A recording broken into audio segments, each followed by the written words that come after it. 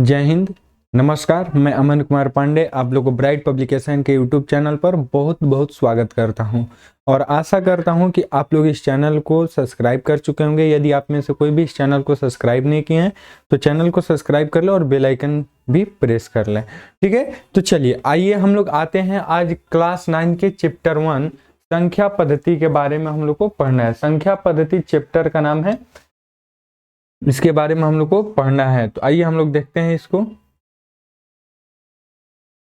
संख्या पद्धति exercise number 1 है। एक्सरसाइज 1.1 को हम लोग सॉल्व करने वाले हैं। ठीक है, तो चलिए क्वेश्चन नंबर 1 पर देखते हैं। संख्या पद्धति में क्या है कि संख्या पद्धति मतलब नंबर सिस्टम, मतलब संख्या, सभी संख्या को इसमें जानना है, उसके बारे में पद्धति, उसके बारे में पढ़ना है। मतलब इसको पढ़ने के लिए हमको पता होना चाहिए पूर्ण संख्या, प्राकृत संख्या, सम संख्या, अभाज्य संख्या, परिमेय संख्या, अपरिमेय संख्या, ये सब संख्याएं हमको पता होना चाहिए। ठीक है, और आशा करता हूँ कि आप लोग ये जितने भी संख्या है ये आप लोग को पता होगा। तो चलिए आते हैं क्वेश्चन नंबर 1 पर। क्वेश्चन नंबर 1 है कि क्या शून्य एक परिमेय संख्या है? क्या शून्य एक परिमेय संख्या है? क्या इसे आप p बटा q के रूप में लिख सकते हैं, जहां p और q पूर्णांक है और q 0 के बराबर नहीं है? तो देखिए यहाँ पर तो हमसे पहले पूछा है कि क्या शून्य एक परिमेय संख्या है। तो इससे पहले हम जानेंगे कि परिमेय संख्या क्या है। परिमेय संख्या हमको पता होना चाहिए। तो परिमेय संख्या ऐसी संख्या होती है कि जिस संख्या को हम लोग p बटा q के रूप में लिख सकें वो परिमेय संख्या कहलाती है। जैसे कि मान लीजिए कि किसी भी संख्या को बाटा के रूप में लिख सकें, और बाटा मतलब नीचे वाले, बाटा के नीचे वो जिसे हम लोग हर बोलते हैं, अंश और हर के रूप में जिसे लिख सकें उसे परिमेय संख्या कहते हैं। हर में 0 नहीं होना चाहिए। जैसे मान लीजिए कि ये हम 3 बटा 1 लिख दिए तो ये परिमेय संख्या है। 3 बटा 4 लिख दिए, 8 बटा 5 लिख दिए, तो ये सभी परिमेय संख्या है। लेकिन यहीं हम 8 बटा 0 लिख दिए तो ये परिमेय संख्या नहीं है। 3 बटा 0 लिख दिए, ये परिमेय संख्या नहीं है। 5 बटा 0 लिख दिए, ये भी परिमेय संख्या नहीं है। परिमेय संख्या समझ में आ गया कि जिसे p बटा q के रूप में लिखा जा सके, लेकिन बटा में केवल 0 नहीं होना चाहिए। ठीक है, तो आइए क्वेश्चन को देखते हैं, सॉल्व करते हैं कि हाँ शून्य एक परिमेय संख्या है, क्योंकि हम जानते हैं कि परिमेय संख्या वह होती है जिसे p बटा q के रूप में लिखा जा सके। तो शून्य भी एक परिमेय संख्या है, क्योंकि हम लोग 0 बटा 1 लिख सकते हैं, 0 बटा 15 लिख सकते हैं, 0 बटा 20 लिख सकते हैं, ये हम लिख सकते हैं, इसलिए शून्य भी एक परिमेय संख्या है। ठीक है, चलिए आगे बढ़ते हैं। देख लीजिए यहाँ पर लिखा दिया भी गया है कि शून्य को p बटा q के रूप में लिखा जा सकता है। p बटा q के रूप में लिखा जा सकता है। p बटा q यानी p के जगह पर 0, q बराबर 5 एंड 0 बटा 10, 0 बटा 5 एंड 0 बटा 15 यानी q बराबर नहीं है 0, ये हम लोग लिख सकते हैं। अतः शून्य एक परिमेय संख्या है, इससे हम p बटा q के रूप में भी लिख सकते हैं। p बटा q के रूप में हम लोग 0 को लिख सकते हैं, इसलिए यह क्या है, परिमेय संख्या है। समझ में आ गया। चलिए सेकंड नंबर क्वेश्चन पर आते हैं। क्वेश्चन नंबर 2 है कि 3 और 4 के बीच में 6 परिमेय संख्या ज्ञात करना है। कितनी परिमेय संख्या ज्ञात करना है? 6। किन किन संख्याओं के बीच में? 3 और 4 के बीच में। तो आइए हम लोग सॉल्व करते हैं इनको कि 3 और 4 के बीच में 6 परिमेय संख्या निम्नलिखित है। आइए सॉल्व करते हैं। चूंकि हम जानते हैं कि किन्हीं दो संख्याओं x और y, मान लीजिए कि किन्हीं दो संख्या x और y के बीच में परिमेय संख्या x प्लस y बटा 2 होती है। ठीक है, कोई भी दो संख्याओं के बीच में हम लोग परिमेय संख्या निकालेंगे तो उसको हम लोग कैसे निकालेंगे? वो दोनों संख्याओं को योग करके बटा में 2। जैसे यहाँ पर 3 और 4 दिया है ना, तो 3 प्लस 4 बटा में 2 कर दीजिए, यानी 7 बटा 2, यही क्या होगा, परिमेय संख्या होगा। चलिए आइए हम लोग सॉल्व करते हैं। तो 3 और 4 के बीच में 6 परिमेय संख्या इस प्रकार है कि 3 प्लस 4 बटा में 2 यानी 7 बटा 2 है। ठीक है, 3 प्लस 4 बटा में 2 यानी 7 बटा 2, इसको सॉल्व करेंगे तो 3 है 4, 7 बटा 2। अब देखिए कि अब आते हैं हम लोग 6 को परिमेय संख्या कैसे निकालते हैं। तो देखिए 3 और 7 बटा 2, 3 और 7 बटा 2 के बीच में परिमेय संख्या निकालिए। तो 3 और 7 बटा 2 के बीच में निकालिएगा तो 3 प्लस 7 बटा 2 बटा में 2, तो यहाँ पर बटा में 1 देकर इसको सॉल्व कीजिएगा तो हो जाएगा 2, तो 6 और प्लस 7, ये हो जाएगा 13 बटा में 2 और बटा में 4 है, ये कट गया तो 2, सॉरी बटा में 2 है, बटा में 2 है, तो ये गुना में चला जाएगा, यहाँ पर बटा में 2 है, ऑलरेडी बटा में 2 है, तो ये हो जाएगा 13 बटा 2 गुने, ये 2 ऊपर चल जाएगा, बटा में 1 दे दीजिएगा तो 1 बटा 2, यानी 13 बटा 4 हो जाएगा। आंसर क्या आ गया? 13 बटा 4। अब इसी तरह से यहाँ पर हम लोग सॉल्व करेंगे, ठीक है। इसी तरह से आगे भी सॉल्व करेंगे। 7 बटा 2 में 4 को जोड़ेंगे, 7 बटा 2 और 4 जो दिया था तो 4 में जोड़ दीजिए तो कितना आ जाएगा, बटा में 1 कर दीजिएगा तो 2 लघुत्तम, तो 7 और प्लस 8 यानी 15 बटा में 2 और बटा में 2 तो 1 बटा 2 हो जाएगा, तो यानी 4, 15 बटा 4। क्लियर है? यहां तक समझ में आ गया। अब क्या करना है, अब इसके आगे आते हैं कि 7 बटा 2 प्लस 13 बटा 4, 7 बटा 2 प्लस 13 बटा 4, मतलब कि जो जो निकल रहा है उसको अब उन दोनों के बीच में परिमेय संख्या निकालते जाइए। जो जो संख्याएं निकल रहे हैं उन परिमेय संख्याओं को निकालते जाइए। तो हम लोग का ये निकलेगा 7 बटा 2 आया था, फिर 13 बटा 4 आया था। 7 बटा 2 और 13 बटा 4 को जोड़कर बटा में 2 कर दीजिए तो 4 लघुत्तम हो जाएगा 2 और 4 में, तो ये हो जाएगा 7 दूनी 14 और प्लस 13, तो ये 27 बटा में 4 और बटा में 2, तो ये घूम कर आ जाएगा तो 27 बटा में 8 आ जाएगा, ये हो गया। फिर इसी तरह से इसको भी सॉल्व कीजिएगा, 15 बटा 4 प्लस 1 4 बटा 1, इसको सॉल्व कीजिएगा तो 31 बटा 8 आ जाएगा। फिर उसी तरह से ये सॉल्व कीजिएगा तो इतना आ जाएगा।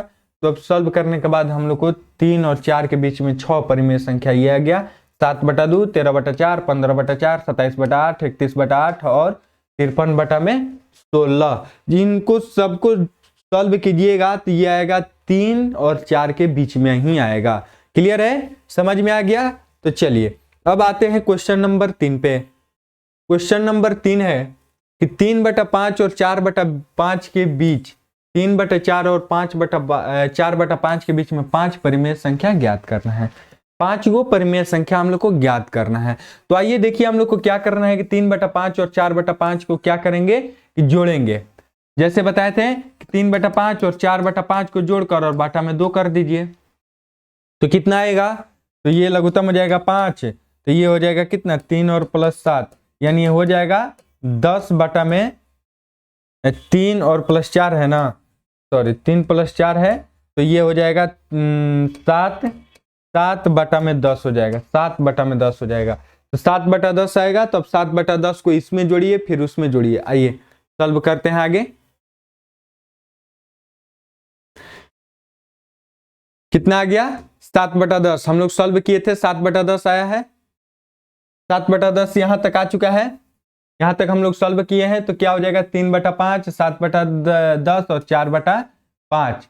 ये ऊपर दिए गए तथ्यों को यहाँ उपयोग किया जाए तो 3 बटा 5 एवं 7 बटा 10 के बीच में परिमेय संख्या 3 बटा 5 और 3 बटा 5 हम लोग को दिया था, तो 3 बटा 5 और 7 बटा 10 के बीच में हम लोग को परिमेय संख्या निकालना है। ये क्या है 3 बटा 5 और 4 बटा 5 के बीच में हम लोग निकाले परिमेय संख्या, तो ये आ गया 7 बटा 10। अब क्या करेंगे कि इन दोनों के बीच में परिमेय संख्या निकालेंगे, फिर इन दोनों के बीच में हम लोग परिमेय संख्या निकालेंगे।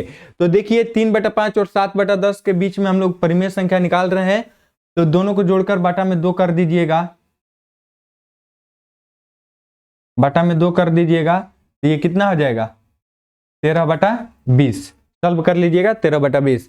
फिर 7 बटा 10 एंड 4 बटा 5 के बीच में निकालिएगा तो 15 बटा 20 आ जाएगा। क्लियर है? चलिए अब देखिए कि 4 गो हम लोग निकाल लिए, 3 बटा 5 के बीच में ये 3 गो हम लोग निकाल चुके हैं, 3 हम लोग निकाल चुके हैं, तो और 2 निकालना है, तो पुनः 2 संख्याओं के बीच में हम लोग निकाल सकते हैं। पुनः इन दोनों 2 संख्याओं के बीच में हम लोग निकाल सकते हैं, इन दोनों में या इन दोनों के बीच में। तो चलिए यहाँ पर निकाला गया है किन में 15 बटा 20 और 4 बटा 20 में निकाल दिया गया है, तो 29 बटा में 40, अतः परिमेय संख्या ये है, परिमेय संख्या इतना आ गया। देखिए ये तो क्वेश्चन सॉल्व करना है, ये आप लोग भी सॉल्व कर सकते हैं। मेन समझने वाली बातें क्या थी वो हम फिर से बता रहे हैं कि किसी भी 2 परिमेय संख्याओं को जब हम लोग निकालेंगे, जब पूछेगा कि 2 संख्या दिया रहेगा और पूछेगा कि इन दोनों के बीच में परिमेय संख्या निकालिए, तो देखिए कैसे निकालते हैं कि दोनों संख्याओं को जोड़ देंगे। जैसे मान लीजिए 1 और 2 दिया है, तो दोनों संख्याओं को जोड़ दीजिए, तो 1 प्लस 2 और बटा में 2 कर दीजिए। दोनों संख्याओं को जोड़कर 2 से भाग कर दीजिए, तो कितना हो जाएगा, 3/2 हो जाएगा। तो अब देखिए कि 1 हो गया, 3/2 हो गया और 2 हो गया। अब क्या कीजिए कि इन दोनों के बीच में निकालिए, फिर इन दोनों के बीच में निकालिए परिमेय संख्या। सेम उसी तरह से क्या करना है कि इन दोनों संख्याओं को जोड़कर 2 से भाग कर दीजिए, फिर निकल जाएगा। फिर इन दोनों के बीच में जो है उन दोनों संख्याओं को जोड़ दीजिए और भाग दे दीजिए, तो उन दोनों के बीच के परिमेय संख्या निकल जाएगा। फिर उनके और अंतिम वाले के, फिर इनके और इनके वाले से निकाल दीजिए। तो जितना चाहे उतना हम लोग निकाल सकते हैं। उम्मीद करता हूं कि आप लोग को समझ में आ गया होगा। चलिए आते हैं क्वेश्चन नंबर 4 में। क्वेश्चन नंबर 4 है कि नीचे दिए गए कथन सत्य है या असत्य, कारण के साथ अपना उत्तर दीजिए। तो देखिए पहला क्वेश्चन है कि प्रत्येक प्राकृत संख्या एक पूर्ण संख्या होती है। प्रत्येक प्राकृत संख्या एक पूर्ण संख्या होती है, इनका कहना है। तो आइए देखिए हम लोग कैसे समझते हैं। पहले तो समझेंगे प्राकृत संख्या किसे कहते हैं और पूर्ण संख्या किसे कहते हैं। ठीक है, तो देखिए कि प्राकृत संख्या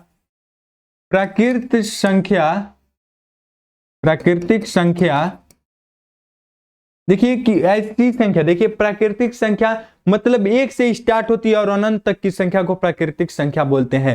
1 2 3 4 5 6 7 8 9 10 11 12 मतलब जितनी भी संख्या है, संख्याओं का तो अंत नहीं है, तो जितनी भी संख्या है उन सभी संख्याओं को हम लोग क्या बोलते हैं, प्राकृत संख्या। 1 से अनंत तक की संख्या को हम लोग प्राकृत संख्या बोलते हैं। क्लियर है, 1 से अनंत तक की संख्या को हम लोग प्राकृत संख्या बोलते हैं। ठीक है, उसके बाद आता है पूर्ण संख्या। तो पूर्ण संख्या क्या होती है कि पूर्ण संख्या किसे कहते हैं, तो 0 से लेकर अनंत तक की संख्या को हम लोग पूर्ण संख्या कहते हैं। 0 से लेकर 0 1 2 3 4 5 6 ...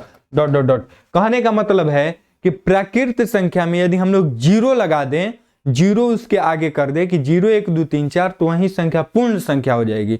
और प्राकृत संख्या यानी 1 से लेकर अनंत तक की संख्या को प्राकृत संख्या कहते हैं, और पूर्ण संख्या 0 से लेकर अनंत तक की संख्या को पूर्ण संख्या बोलते हैं। क्लियर है, दोनों समझ में आ गया। तो अब आइए क्वेश्चन पर आते हैं कि प्रत्येक प्राकृत संख्या यानी जितनी भी ये प्राकृत संख्या है, क्या यह एक पूर्ण संख्या है? तो है, ये पूर्ण संख्या के अंतर्गत आता है ना जी।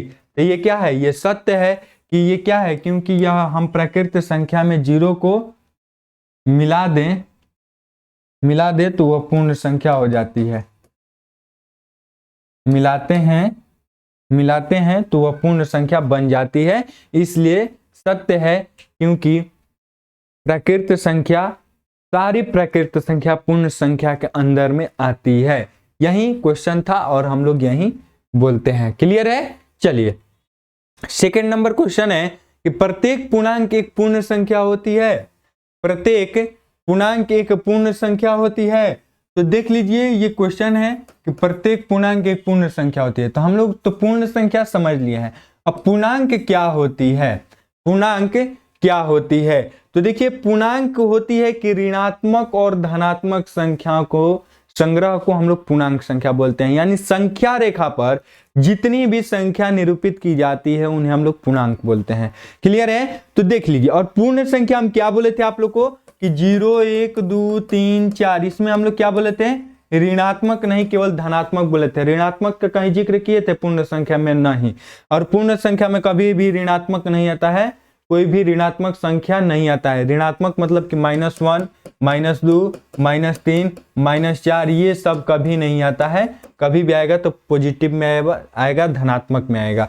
तो देख लीजिए कि यहाँ पर दूसरा नंबर असत्य होगा, क्योंकि पूर्णांक संख्या में ऋणात्मक संख्या भी होती है। पूर्णांक संख्या में तो सभी न होती है जी। जैसे ये मान लीजिए कि ये संख्या रेखा है, तो 0 1 1 2 3 4, और यहाँ पर देख लीजिए तो -1 -2 -3, ये तो सभी ये क्या है, ये पूर्णांक होते हैं। तो ये सभी प्लस माइनस दोनों आ रहे हैं। लेकिन पूर्ण संख्या ऋणात्मक नहीं होती है, शून्य उसकी पहली संख्या होती है, क्योंकि शून्य से तो स्टार्ट होती है। मतलब कि संख्या रेखा से समझें तो पूर्ण संख्या इतना होती है, ठीक है, और पूर्णांक पूरा होता है। और पूर्णांक संख्या रेखा पर दर्शाई गई संख्या पूरा होती है और प्राकृत संख्या इतना होती है। समझ में आ गया? समझ में आ गया? चलिए आगे बढ़ते हैं। Question number 3। क्वेश्चन नंबर 3 है कि प्रत्येक परिमेय संख्या एक पूर्ण संख्या होती है। क्वेश्चन नंबर 3 है कि प्रत्येक परिमेय संख्या एक पूर्ण संख्या होती है। प्रत्येक परिमेय संख्या एक पूर्ण संख्या होती है। तो असत्य आंसर होगा। क्यों असत्य होगा? क्योंकि परिमेय संख्या को हम लोग p बटा q के रूप q के रूप की होती है, लेकिन पूर्ण संख्या केवल p के रूप की ही होती है। केवल p के रूप के ही होती है। पूर्ण संख्या पॉइंट में नहीं आएगी। और प्राकृत संख्या को हम लोग लिख सकते हैं 5/2, लेकिन पूर्ण संख्या केवल 5 ही लिख सकते हैं। प्राकृत संख्या को हम लोग लिख सकते हैं 7/2, लेकिन पूर्ण संख्या को हम लोग 7 ही लिख सकते हैं, 2 ही लिख सकते हैं। 3, 1, 0, 4 ये क्या है? ये पूर्ण संख्या। और ये क्या है? परिमेय संख्या है। तो ये दोनों कभी नहीं हो सकते हैं। ठीक है ना? क्लियर है? चलिए